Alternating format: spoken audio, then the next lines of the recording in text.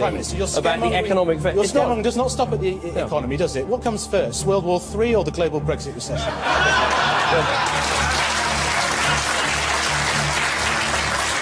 The world is changing with accelerating speed. To lead in shaping a new world order for the 21st century. We don't want a nuclear war! We don't want a counter war! We don't want a nuclear war! We don't want a counter war! This week, U.S. Defense Secretary Ashton Carter accused Russia of nuclear saber-rattling. He promised to counter what he described as Russian aggression by increasing military buildup through NATO's presence near Russia. NATO, a key aspect of U.S. security policy. Now, the Baltic Sea region is quickly becoming a friction point between Russia, NATO, and the U.S., with NATO military exercises underway and a lot of close encounters. I was joined earlier by James Carden, Washington correspondent for The Nation magazine. He started by telling me for what NATO is preparing. It was recently announced that NATO is going to be sending in 4,000 troops to Lithuania and Poland as part of the European Reassurance Initiative. That's a $3.4 billion initiative designed ostensibly to reassure our NATO allies in light of what has been happening in eastern Ukraine. In addition to that, the United States has sent in the USS Donald Cook, which is a missile-class destroyer about 50 miles away from Kaliningrad. Now, Kaliningrad, a lot of Americans don't know, is a Russian port between Poland and Lithuania, and they have a major naval base there. And so the effect of these maneuvers by the United States and NATO has been to increase tension in the region. So what exactly is the aggression that they're worried about? I mean, this is a lot of militarized presence that they're gearing up for. Yeah, what they claim to be very worried about is a repeat of what has happened in eastern Ukraine.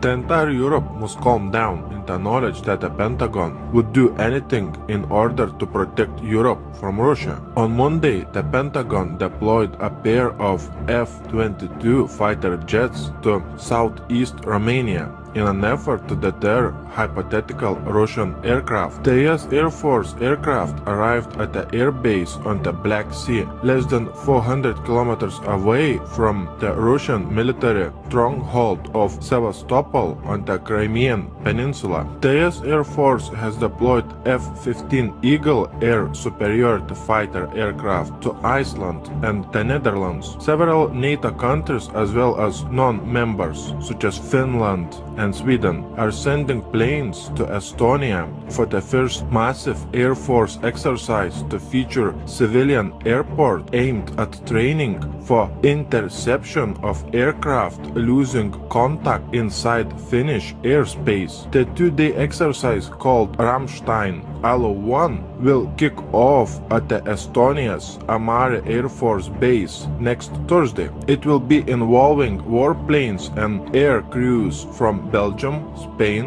and Poland, as well as non-NATO members such as Finland and Sweden.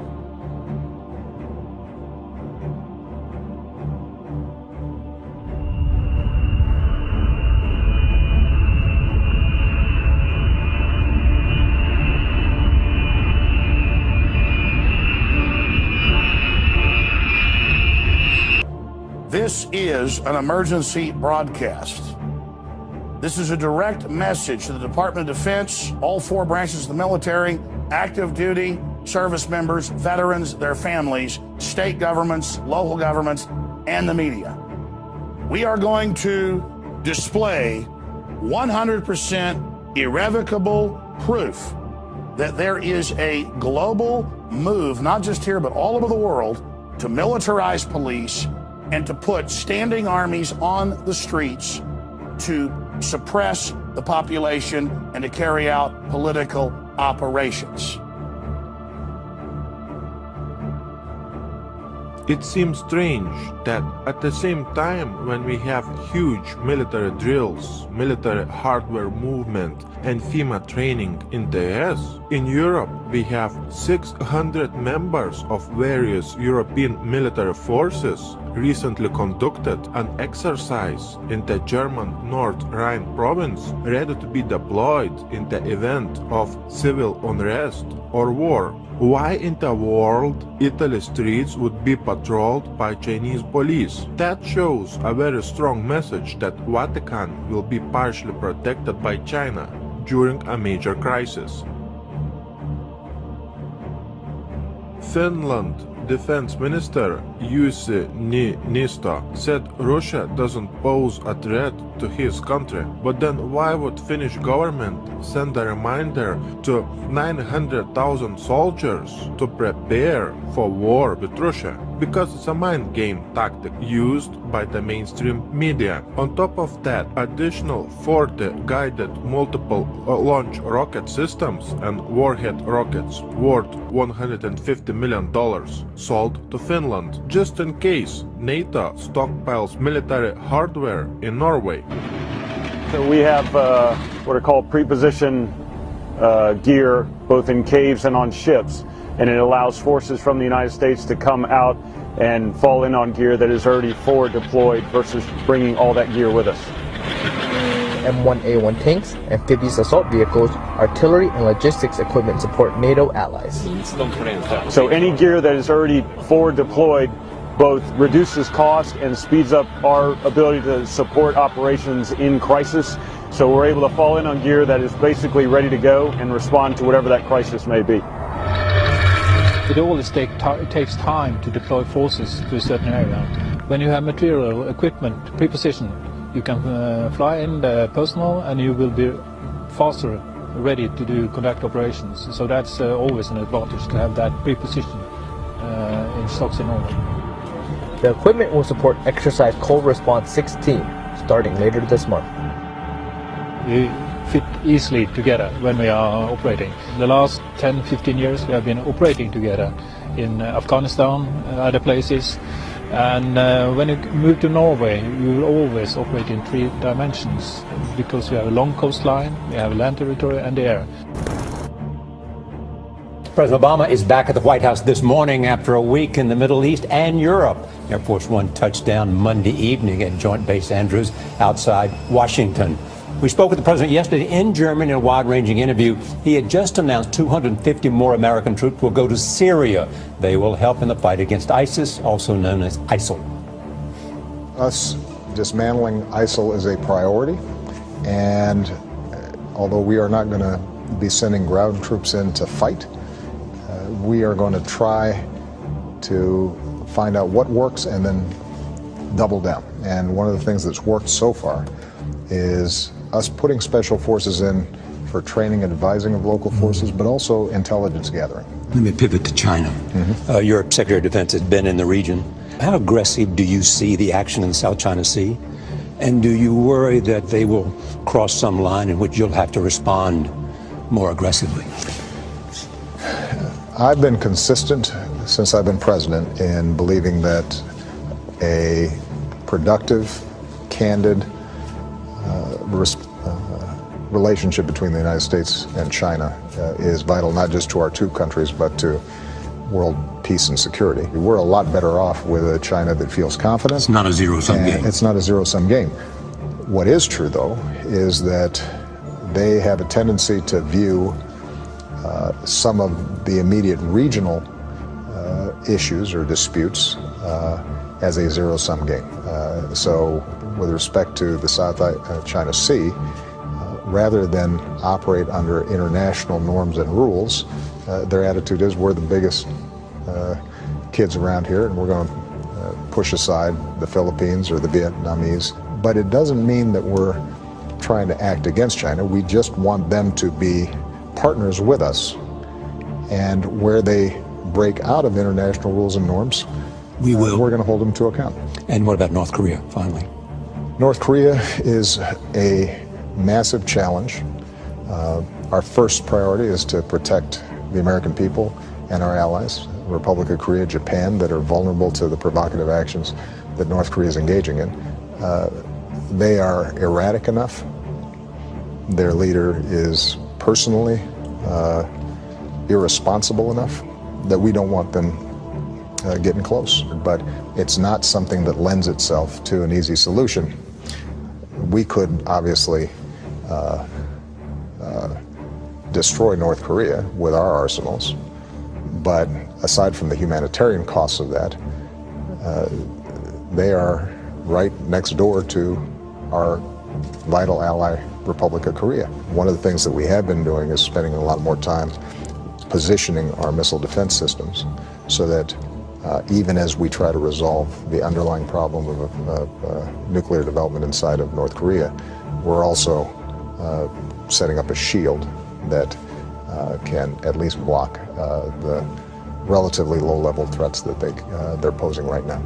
President Obama has launched the U.S. most massive military buildup close to Russian and Chinese borders. This piece of information clearly shows a very strong message of the beginning of a major conflict between major superpowers such as NATO, Russia, and China. As you're watching this video, we have missile defense shields being set up and being installed in Israel, in North Korea, Eastern Europe, and Russia. When United States is testing its new intercontinental ballistic missiles, we have Canada asking to join US missile shield to enhance national security. Canada has suggested it may join the US missile defense shield. Then we have the installation of the US missile shield in Eastern Europe along Russian border. Russia has opposed US and NATO plans to deploy anti-missile systems close to borders with Russia. Washington says that the anti-missile system would not threaten Russian security. Russia will restore a missile attack warning station near Crimea to counter an increasing NATO activity in the Black Sea. We have 4,000 cruise missiles pointed at Putin that would enable Obama to deliver precision-guided non-nuclear airstrikes anywhere inside Russia in less than an hour.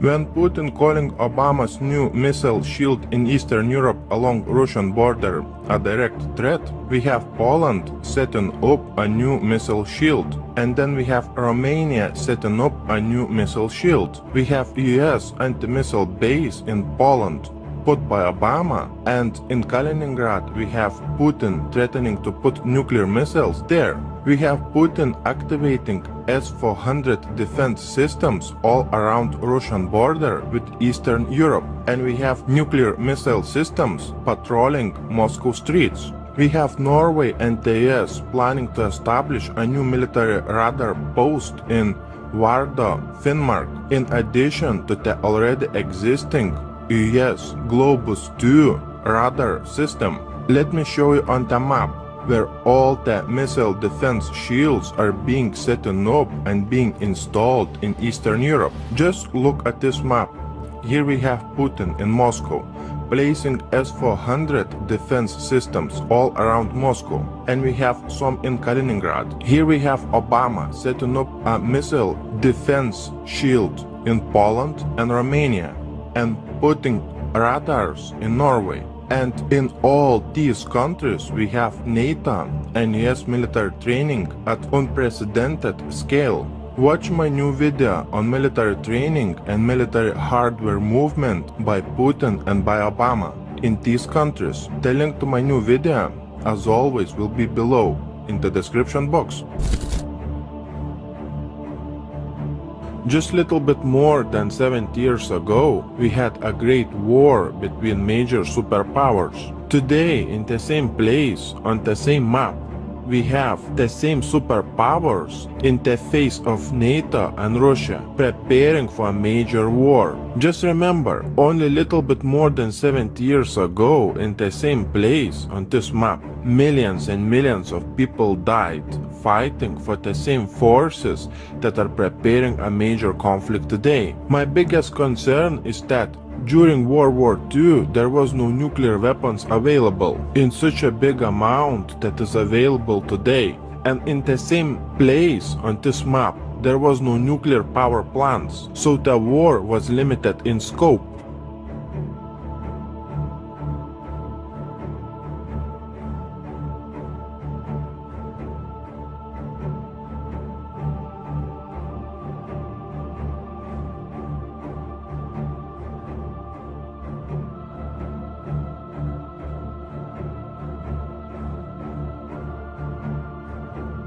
While the Allied forces lost hundreds of thousands of citizens during the course of the conflict, at least 27 million Soviets were killed during what's known in Russia as the Great Patriotic War. The Eastern Front also proved the deadliest for Nazi Germany, with 74% of their war deaths occurring there. Almost every single Soviet family suffered the horrors of this war. Only 37% of all men drafted to the front line survived till the end of the conflict. Now I want you to pay close attention to this information. Washington continues to prepare a global strike, according to the Deputy Foreign Minister of the Russian Federation. The United States continue its destabilizing activities. This includes the creation of a global missile defense system, the continuation of the development of tools capable of inflicting a disarming strike without using nuclear weapons. The Rapid Global Attack System of the United States provides the establishment of a hypersonic system which will be able to apply high-precision non-nuclear strikes from American territory at targets on Earth within an hour. This system will cause a non-nuclear strike, disarming strategic nuclear forces, including those of Russia. 24 generals from 13 NATO countries gather in Latvia to train joint operations. We are prepared to fight and win if we have to. NATO's focus will expand from assurance to deterrence, including measures that vastly improve NATO's overall readiness. Lithuania is hosting large-scale military exercises involving the country's forces as well as soldiers from other NATO member states. Another Baltic state, Estonia, started a major military drills involving NATO troops in the country's regions near the Russian-Estonian border. NATO is deploying an additional 4 battalions of 4,000 troops in Poland and the 3 Baltic states. Do you remember when we had in the news saying that NATO would deploy 4,000 troops to the Baltic states? And when the next day that figure increased to 40,000 NATO troops being deployed to the Baltic states. Poland is set to double size of its armed forces. The Polish army will be bigger. We envision a substantial increase in the size of the army by at least 50%. Poland's armed forces, which currently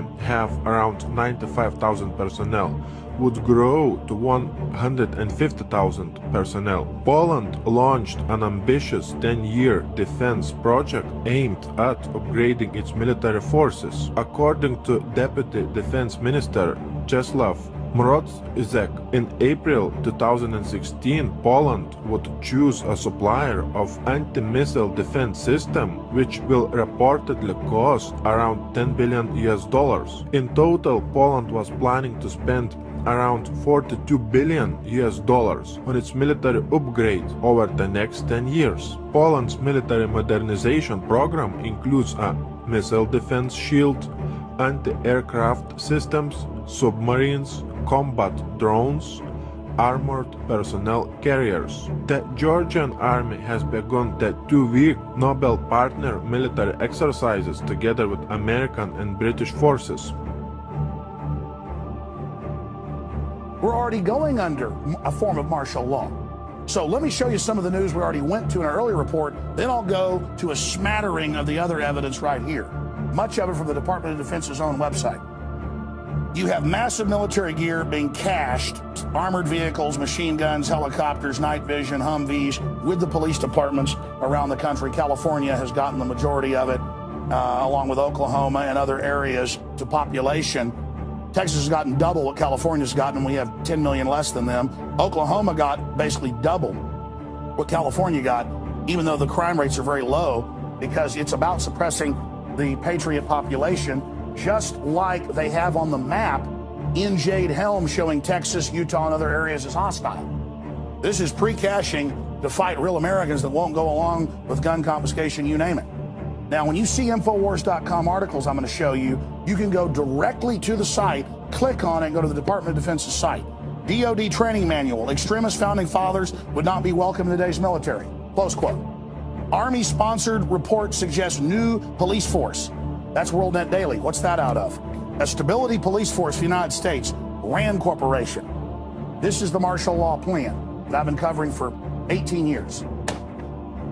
War gear flows to police departments, New York Times. Feds preparing to invade Texas, list state as hostile. They're preparing, not saying they're going to invade or take over. They are preparing for the takeover. And that's in the John Warren Defense Authorization Act of 96, 97. They admit for insurrection by legislatures and governors. They just hope, just like Obamacare, you don't actually go read this stuff. Obamacare is great, and it's really working.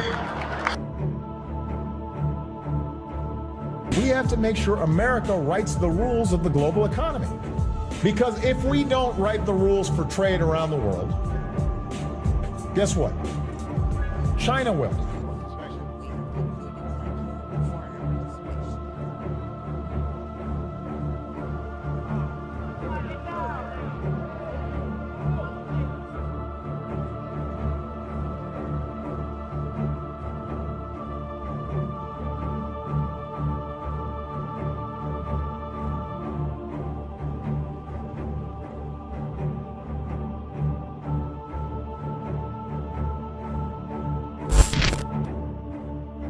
Why in the world we would have such strange things happening on the land of freedom?